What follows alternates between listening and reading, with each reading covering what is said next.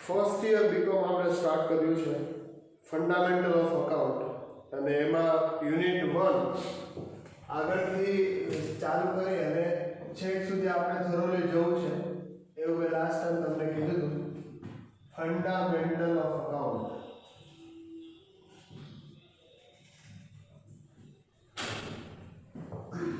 એમાં આપણે અકાઉન્ટિંગના એડવાન્ટેજ અને ડિસએડવાન્ટેજ અહીંયા સુધી પહોંચ્યા હતા અકાઉન્ટિંગના એડવાન્ટેજ અને ડિસએડવાન્ટેજ આગળ મેં લેક્ચર જે બનાવ્યા તેમાં મેં તમને બતાવ્યા હતા આજે આપણે બેઝિક ટર્મિનોલોજી સમજશું કે અકાઉન્ટની બેઝિક ટર્મિનોલોજી શું છે ટર્મિનોલોજી એટલે અકાઉન્ટ કેવી રીતે બને બેઝિક ટર્મિનોલોજી શું ધ્યાન રાખવાનું ટર્મિનોલોજી એટલે ધ્યાન રાખવું શું ધ્યાન રાખવાનું કેવી રીતે બનાવવું કઈ ઇવેન્ટ પહેલા થશે કેવા ટ્રાન્ઝેક્શન રેકોર્ડ કરવાના આ બધા પ્રશ્નો છે વન બાય વન આપણે પૂછતા જઈશું એટલે આપણને ખબર પડશે કે અકાઉન્ટ કેવી રીતે જનરેટ થશે અકાઉન્ટિંગ એન્ટ્રી કેવી રીતે જનરેટ થશે સૌથી પહેલા છે બિઝનેસ ટ્રાન્ઝેક્શન શું લખ્યું છે બિઝનેસ ટ્રાન્ઝેક્શન્સ બિઝનેસ ટ્રાન્ઝેક્શન હું fundamental of account unit 1 page number 6 ઉપર છું થિયરી આપણે ભણીએ છીએ basic terminology of the accounting business transaction એટલે કેવા ટ્રાન્ઝેક્શન બિઝનેસમાં જે પણ આપણે ટ્રાન્ઝેક્શન કરીએ તે બધા ટ્રાન્ઝેક્શન હવે બિઝનેસમાં આપણે કોઈની પાસેથી ઘઉં ઉછીને લઈ આવ્યા તો એ બિઝનેસ ટ્રાન્ઝેક્શન થયું હા થયું but it is not economic transaction કારણ કે જેમાં ફાઇનાન્સનો સવાલ નહીં આવે ફાઇનાન્શિયલ ક્વેશ્ચન ઊભો નહીં થાય ત્યાં સુધી એ ટ્રાન્ઝેક્શન ઇકોનોમિક નહીં બને જ્યાં સુધી ટ્રાન્ઝેક્શન ઇકોનોમિક નહીં બને ત્યાં સુધી એને બિઝનેસ ટ્રાન્ઝેક્શન નહીં કહી શકાય એટલે અકાઉન્ટિંગ એન્ટ્રી રેકોર્ડ નહીં કરી શકાય શું કહે છે જુઓ વાંચો business transaction means exchange of product exchange કરવું એટલે ફેર બદલી કરવી business transaction means exchange of product or service કોઈ પ્રોડક્ટ વેચતું હોય કોઈ સર્વિસ વેચતું હોય of business between two or more person in the form of cash and credit મેં કીધું ને કાં તો તમે ફાઇનાન્શિયલ સવાલ ઊભો થાય કાં તો બાકીમાં આપો તો થોડા દિવસ પછી પૈસા આવે તો કાં તો પ્રોડક્ટ અથવા તો સર્વિસ એકની પાસેથી બીજા પાસે જ્યારે એક્સચેન્જ થાય છે કાં તો એ કેશમાં થાય છે એટલે રોકડથી થાય છે કાં તો એ ક્રેડિટથી થાય છે એટલે બાકીથી થાય છે આવા ટ્રાન્ઝેક્શનને બિઝનેસ ટ્રાન્ઝેક્શન કહેવાય છે ફરીથી વાંચું છું એકવાર ધ્યાન રાખજો business transaction means exchange of product or service of business between two or more person in the form of cash and or on credit. Business transaction means an act of business no act. Business transaction is always economic transaction. Underline કરી લેજો most IMP છે exam માં પૂછશે જ કે business transaction એટલે શું it is always economic transaction it is always એટલે હંમેશા કેવા ટ્રાન્ઝેક્શન ઇકોનોમિક ટ્રાન્ઝેક્શન આ તમે ઇકોનોમિક્સમાં પણ કદાચ ભણ્યા હશો અથવા તો ભણશો તો બિઝનેસ ટ્રાન્ઝેક્શન એ કેવા ટ્રાન્ઝેક્શન છે તો કે કાં તો પ્રોડક્ટ અથવા તો સર્વિસીસ એકની પાસેથી બીજા પાસે જ્યારે એક્સચેન્જ થાય છે ટ્રાન્સફર થાય છે એ કેશમાં થતી હોય કે ક્રેડિટમાં થતી હોય આવા ટ્રાન્ઝેક્શનને બિઝનેસ ટ્રાન્ઝેક્શન કહેશું આવા ટ્રાન્ઝેક્શનને ઇકોનોમિક ટ્રાન્ઝેક્શન કહેશું આવા ટ્રાન્ઝેક્શન બિઝનેસમાં રેકોર્ડ થાય છે આ ધ્યાનમાં રાખવાનું છે ઓકે આમ તો તમે 12મા ધોરણમાં ભણ્યા જ હશો આર્થિક વ્યવહારો એવો શબ્દ તમે સાંભળ્યો હશો એ ઇકોનોમિક ટ્રાન્ઝેક્શન છે બીજું નવું કશું છે નહીં હવે છે ઇવેન્ટ સેકન્ડ આપણે બેઝિક ટર્મિનોલોજીમાં સેકન્ડ જોઈએ તો છે ઇવેન્ટ ઇવેન્ટ એટલે શું? કોઈના લગ્નની ઇવેન્ટ નહીં, કોઈ એક્સપાયર થઈ ગયું હોય એની કંઈક ઇવેન્ટ કરી એ ઇવેન્ટ નહીં, કોઈનો બર્થડે હોય ને ઇવેન્ટ કરી એ ઇવેન્ટ નહીં. અહીંયા ઇવેન્ટ છે બિઝનેસને લગતી ઇવેન્ટ, અકાઉન્ટને લગતી ઇવેન્ટ. શું અકાઉન્ટને લગતી ઇવેન્ટ છે? જુઓ વાંચું છું, સાંભળજો. Event is recognized as incidents. Incidents એટલે એક પોઈન્ટ, એક ઇવેન્ટ, એક સમય, એક એવી વસ્તુ ઊભી થઈ જ્યાં તમારી ઇવેન્ટ ઊભી થઈ. કેવી event? Event means situation. Situation એટલે પરિસ્થિતિ. સિમ્પલ એટલે ઇવેન્ટ એટલે શું? તો event is equal to situation. Situation એટલે પરિસ્થિતિ. શું પરિસ્થિતિ? Event means situation or result created from the transaction. આપણે સેલ્સ કર્યું, ઇવેન્ટ થઈ. આપણે પરચેસ કર્યું, ઇવેન્ટ થઈ. આપણે ચાનું ઓફિસના ચાનું બિલ આપ્યું, ઇવેન્ટ થઈ. આપણે માલ પરત કર્યો, ઇવેન્ટ થઈ. આપણે માલ ખરીદ્યો, ઇવેન્ટ થઈ. That all are event is possible in the business. But પહેલા ટ્રાન્ઝેક્શન થશે ને પછી ઇવેન્ટ થશે. ઓકે, આગળ જોઈએ. Event is recognize and incidence. Event means situation or result created from the transaction. Transaction has its own expected futures. ટ્રાન્ઝેક્શનના પોતાના futures છે, એ ઇવેન્ટમાં આવતું નથી. In brief, transaction disclosed an act done by business while event represent situation or result created from the transaction. Underline કરી લેજો. Event represent the situation or result created from the transaction. કોઈ પણ business transaction કરીએ, એ transaction પછી એ ટ્રાન્ઝેક્શનને related event બને. દાખલા તરીકે મેં કોઈની પાસેથી સેલ્સ કર્યું, તો માલ મારી ફેક્ટરીમાં આવ્યો, ગુડ્સ મેં મારી ફેક્ટરીમાં લઈ આવ્યો. હવે એ જે ગુડ્સ આવ્યો છે એને પેમેન્ટ કરવાની જવાબદારી મારી છે. એટલે હું જ્યારે પેમેન્ટ કરીશ ત્યારે અગેન એક ઇવેન્ટ બનશે રિલેટેડ ટુ સેલ્સ ટ્રાન્ઝેક્શન. એ સેલ્સ જે આવ્યું છે, સેલ્સને હું જ્યારે રિટર્ન કરીશ ત્યારે વેચાણ પરત જે મેં કર્યું તે મારી ઇવેન્ટ બની related to sales transaction. So event અને ટ્રાન્ઝેક્શનમાં આ ફરક છે. ત્રીજું જોઈએ અસેટ્સ. અસેટ્સ એટલે શું? તો તમે કહેશો સાહેબ અસેટ્સ એટલે મિલકત. કેવી મિલકતો? તો કે બે પ્રકારની મિલકત હોય.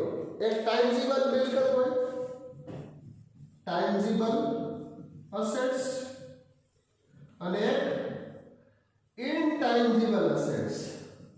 તમારા માટે બંને વર્ડ નવા છે. તમે કહેશો સાહેબ આ શું ઇંગ્લિશમાં લઈને આવ્યા?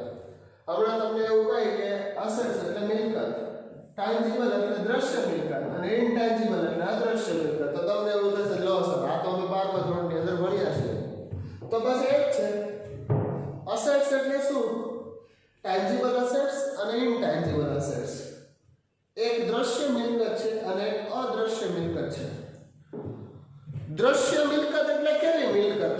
ટેન્જિબલ અસેટ્સ એટલે કેવી અસેટ્સ? ધંધાનું બિલ્ડિંગ, યસ દેખાય છે.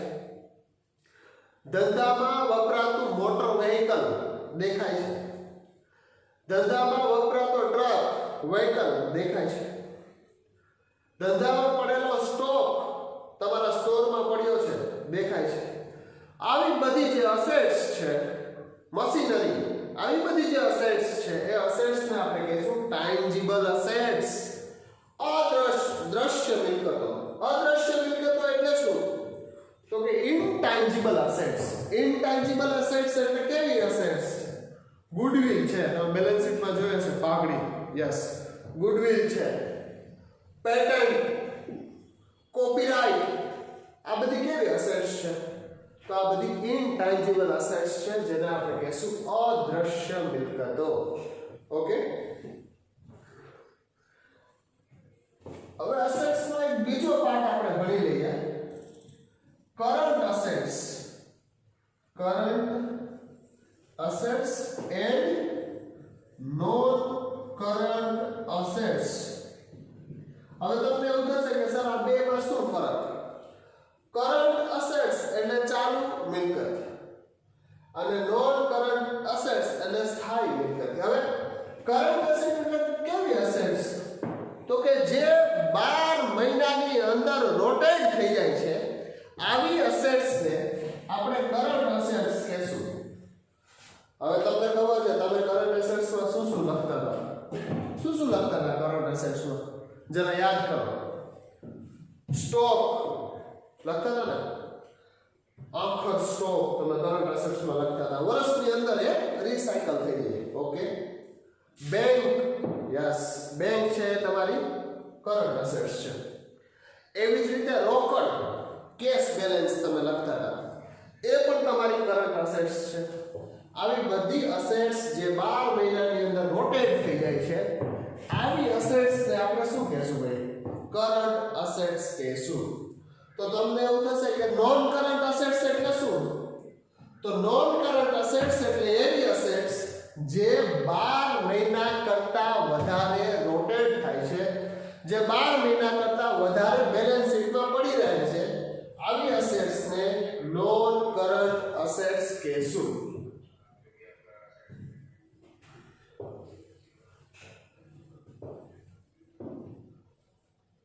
નોન કરંટ અસેટ્સમાં અને અસેટ્સમાં બે વસ્તુ જોવાની છે. એક તો ટાન્જિબલ અસેટ્સ અને ઇનટેન્જિબલ અસેટ્સ, દ્રશ્ય મિલકત અને અદ્રશ્ય મિલકત. અસેટ્સમાં બે પાર્ટ જોવાના છે, કરંટ અસેટ્સ અને નોન કરંટ અસેટ્સ. તો આ બે વસ્તુ આપણે જોઈ. લાયબિલિટીમાં પણ એવું છે, લોંગ ટર્મ લાયબિલિટી અને શોર્ટ ટર્મ લાયબિલિટી. હવે તમને એવું થશે કે શોર્ટ ટર્મ લાયબિલિટી એટલે શું? તો કે 12 મહિનાની અંદર જે રોટેટ થઈ જાય છે આવી લાયબિલિટીને આપણે શોર્ટ ટર્મ લાયબિલિટી કહેશું. કેવી? For example bills payable, trade creditor, outstanding expense, bank overdraft. આ બધા શબ્દો તમને એમ થશે કે તમે ઇંગ્લિશમાં બોલી ગયા. બિલ્સ પેયેબલ એટલે આપણે જેને કહીએ છીએ દેવી હુંડી. ટ્રેડ ક્રેડિટર જે આપણા લેણદાર. આઉટસ્ટેન્ડિંગ એક્સપેન્સ ચૂકવવાના બાકી ખર્ચા. બેંક ઓવરડ્રાફ્ટ એટલે બેંક ઓવરડ્રાફ્ટ, તમે ગુજરાતીમાં બેંક ઓવરડ્રાફ્ટ લખો છો. આવી જે અસેટ્સ છે જે શોર્ટ ટર્મ અસેટ્સ છે, જે શોર્ટ ટર્મ અસેટ્સ ને આપણે બેલેન્સ શીટમાં લાયબિલિટી બાજુ લખીશું. Long term liability long term liability કે શોર્ટ ટર્મ લાયબિલિટી એ લાયબિલિટી બાજુ લખીશું. લોંગ ટર્મ લાયબિલિટી એટલે શું? તો કે એવી લાયબિલિટી જે 12 મહિના કરતા વધારે બેલેન્સ શીટમાં પડી રહે છે.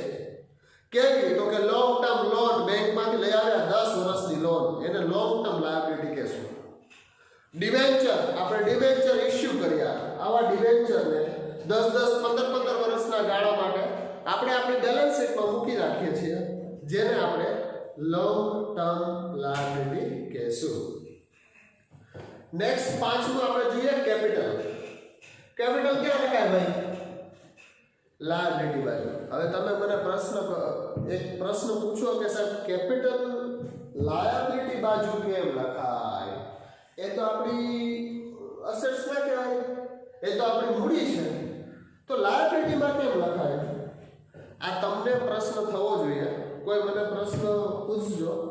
હું આજે કેપિટલ નથી કહેતો, કોઈની પાસે જવાબ હોય તો મને જરા સોશિયલ મીડિયામાં કંઈક મૂકજો કે વોટ્સઅપ કરજો કે કેપિટલને લાયબિલિટી બાજુ શું કામ મૂકીએ છીએ. બસ આનો એક ગુજરાતીમાં જવાબ આવડે તો ગુજરાતીમાં, ઓડિયો બનાવીને મોકલવો હોય તો તમે ઓડિયો બનાવીને મને જરા મોકલજો. બાકી કાલના લેક્ચરમાં તો હું પછી તમને સમજાવી શકું કે કેપિટલ એટલે મૂડી. એ મૂડીને આપણે જવાબદારી બાજુ, લાયબિલિટી બાજુ શા માટે મૂકીએ છીએ આ ધ્યાન રાખવું જરૂરી છે.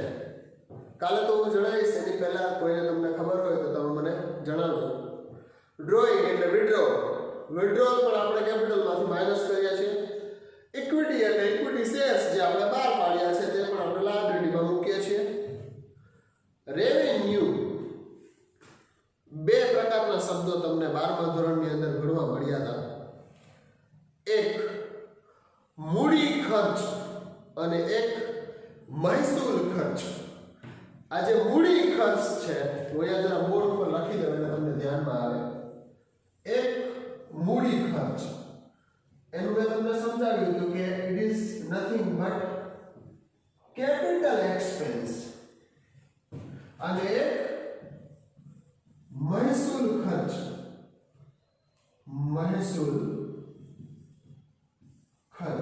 જેને આપણે કહીશું રેવન્યુ એક્સપેન્સ.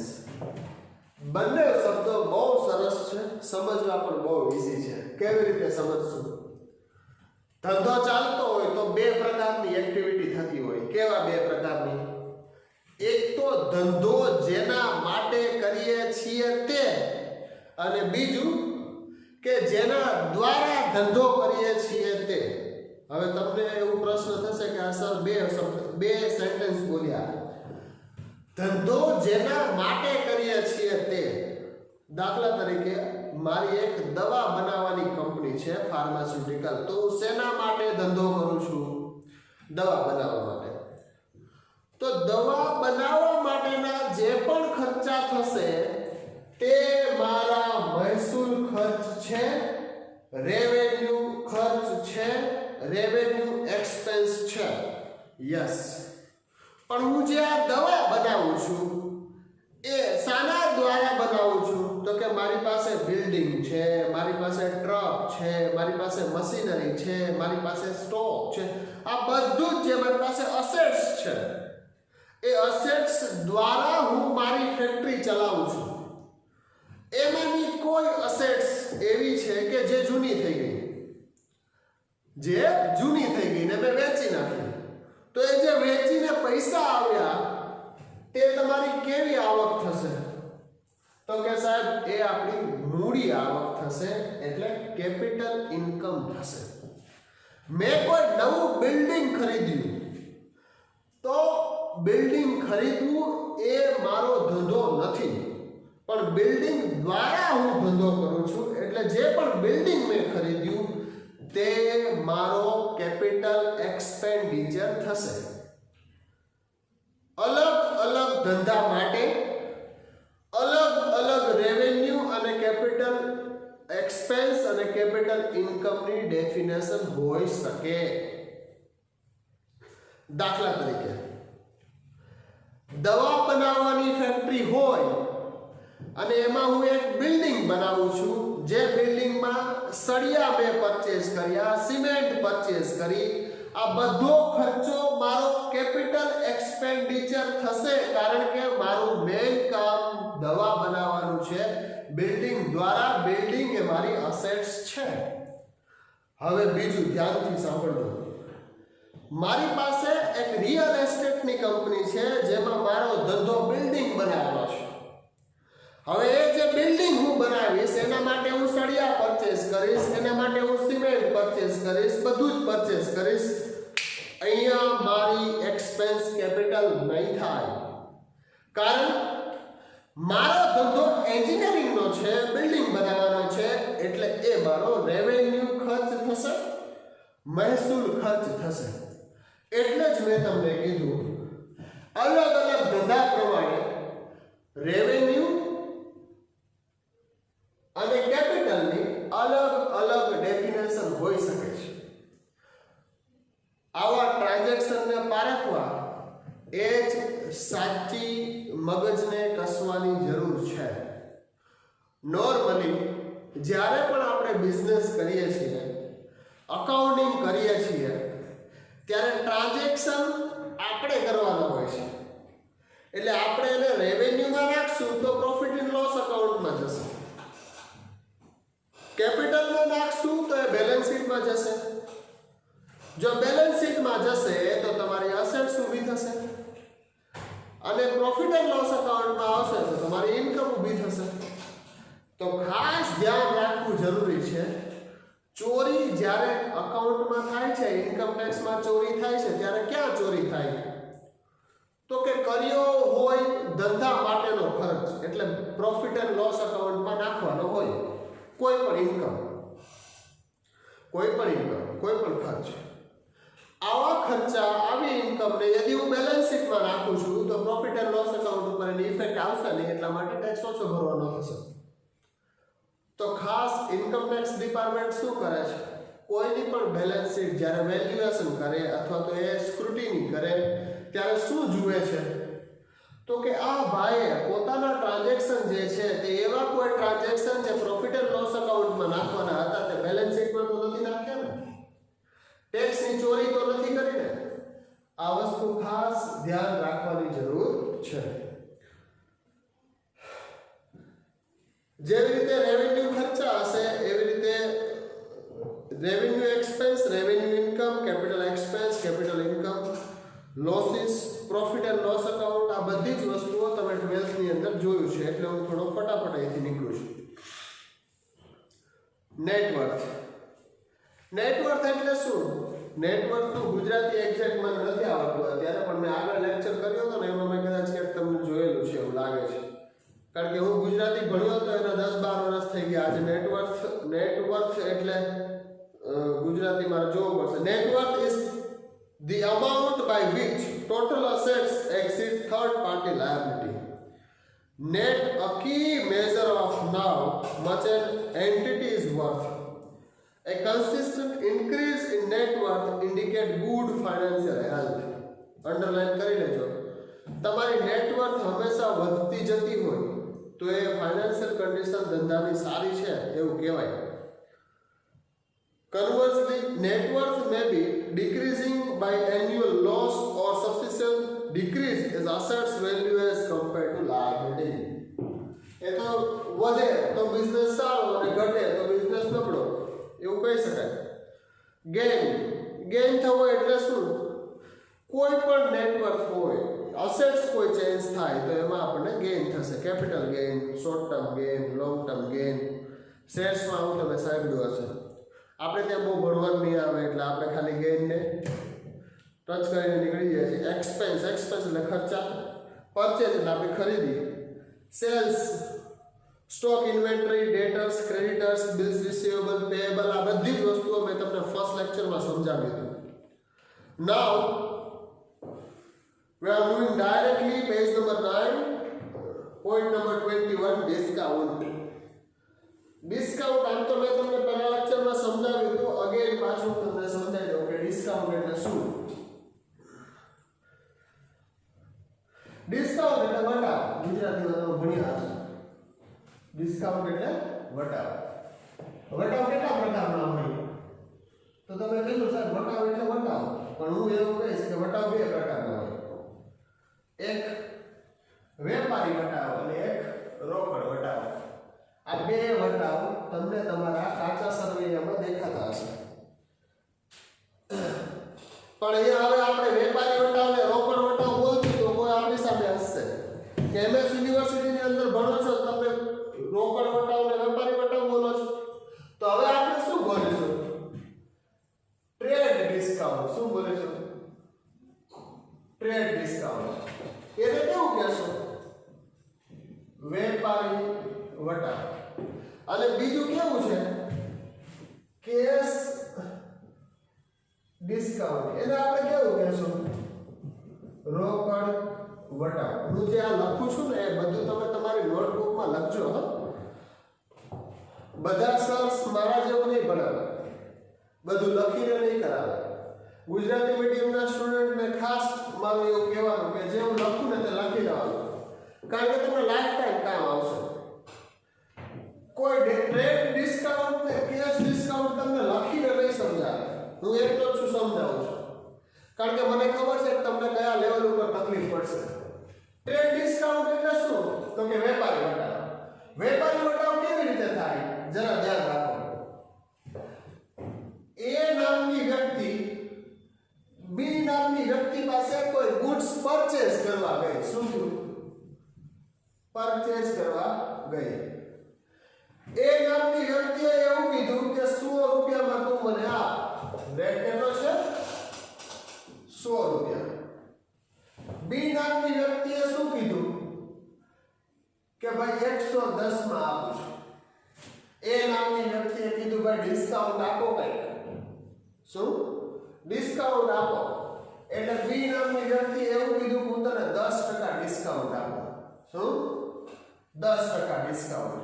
110 માં 10% એટલે કેટલા રૂપિયા દે ભાઈ? 11 રૂપિયા. 110 માંથી 11 રૂપિયા કાઢો તો એ નામની વ્યક્તિના ફાઇનલી કેટલામાં માલ પડશે? 99 માં. તો જે આને કહેવાય ટ્રેડ ડિસ્કાઉન્ટ. આ જે આખી મેટર થઈ તેને આપણે કહેશું વેપારી ઘટાડો. આની કોઈ અકાઉન્ટિંગ એન્ટ્રી આવશે નહીં. નો અકાઉન્ટિંગ એન્ટ્રી. કારણ કે એ નામની વ્યક્તિ પોતાની બુક્સમાં કેટલા રૂપિયાથી ખરીદી બુક કરશે? 99. તો કે ડિસ્કાઉન્ટ નાખવાનો સવાલ જ ઊભો થતો નથી. હવે કેશ ઉપર જઈએ. કેશ ડિસ્કાઉન્ટ એટલે શું? હવે ધ્યાન રાખજો, અહીંયા ખાસ સમજવાની જરૂર છે કારણ કે આ પ્રેક્ટિકલી પણ તમારા અકાઉન્ટમાં આવે છે. શું એ નામની વ્યક્તિ બી નામની વ્યક્તિ પાસેથી પરચેસ કર્યું? શું કર્યું? Transaction already done. પરચેસ થઈ ગયું. કેટલા રૂપિયામાં? 100 રૂપિયામાં. એ વ્યક્તિએ પરચેસ કર્યું બી પાસેથી. તો એ માણસે બી ને કેટલા રૂપિયા આપવાના ભાઈ? 100 રૂપિયા. એ જ્યારે પરચેસ કર્યું તો ક્રેડિટ ઉપર કર્યું તું, બાકીમાં કર્યું તું, 40 દિવસ પછી પૈસા આપવાના હતા. હવે શું થયું? એ નામના વ્યક્તિએ એવું કીધું કે ભાઈ 40 દિવસ નહીં 20 દિવસમાં પૈસા આપી દો. 20 દિવસમાં પૈસા આપી દો. તો બી એ શું કીધું કે ભાઈ મારે તો આમે 40 દિવસ પછી આવવાના હતા, તું મને 20 દિવસમાં પૈસા આપી દે તો હું તને 10% ડિસ્કાઉન્ટ આપીશ. શું આપીશ? 10% ડિસ્કાઉન્ટ. આપવાના હતા 100. બી એ ડિસ્કાઉન્ટ આપ્યું. વહેલા પૈસા આપી દીધા એના માટે. હવે કેટલું ડિસ્કાઉન્ટ આપવું એને? કેટલું ડિસ્કાઉન્ટ આપ્યું? 10%. તો કેટલા રૂપિયા થયા? 10. તો એ નામની વ્યક્તિએ બી ને હવે કેટલા રૂપિયા આપશે? તમે કહ્યું સાહેબ 90 રૂપિયા. યસ, આને કહેશું કેશ ડિસ્કાઉન્ટ. શું કહેશું? Cash discount. હવે તમને પ્રશ્ન થશે કે આ ડિસ્કાઉન્ટ આપણને મળ્યું કે આપણે દીધું?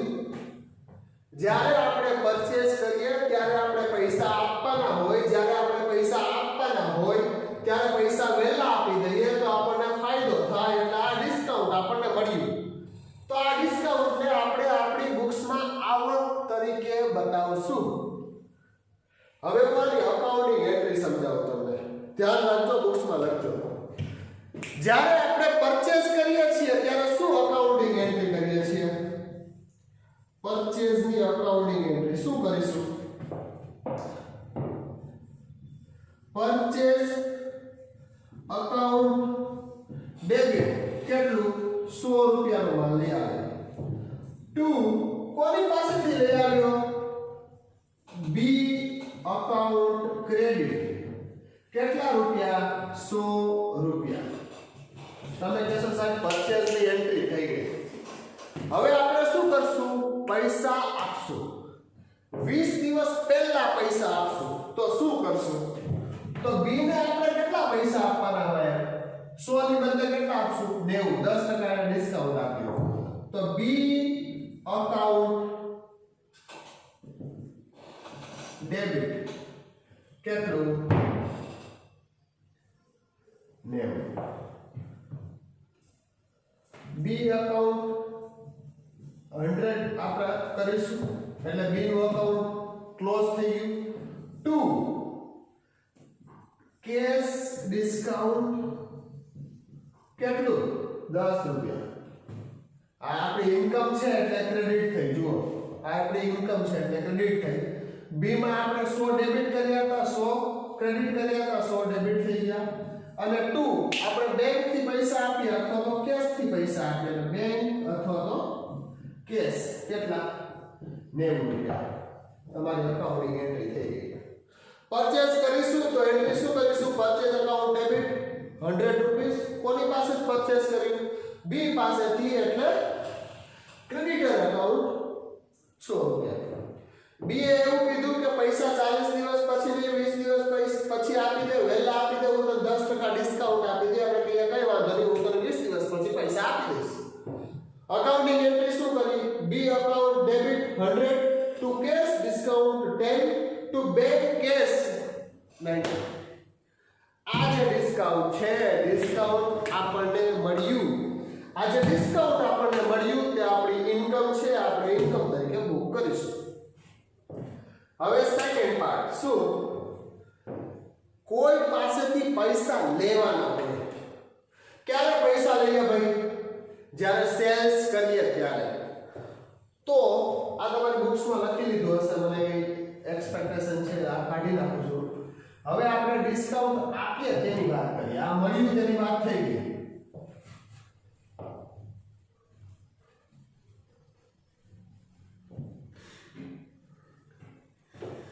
હવે આપણે સેલ કરીએ છીએ.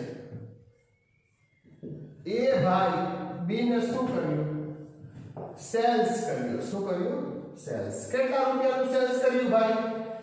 500 રૂપિયાનું. ચલો અકાઉન્ટિંગ એન્ટ્રી બોલો સેલ્સ ની. શું કરીશું? કોને કર્યું? બી. તો બી છે આપણો ડેટર્સ છે, જેની પાસેથી પૈસા લેવાના છે, જે દેવાના છે. સો બી અકાઉન્ટ ડેબિટ 500 રૂપિયા to sales account. Sales credit થશે 500 રૂપિયા. નાઉ હવે બી પાસેથી પૈસા લેવાના છે. 40 દિવસની ક્રેડિટ ઉપર આપણે માલને વેચ્યો હતો.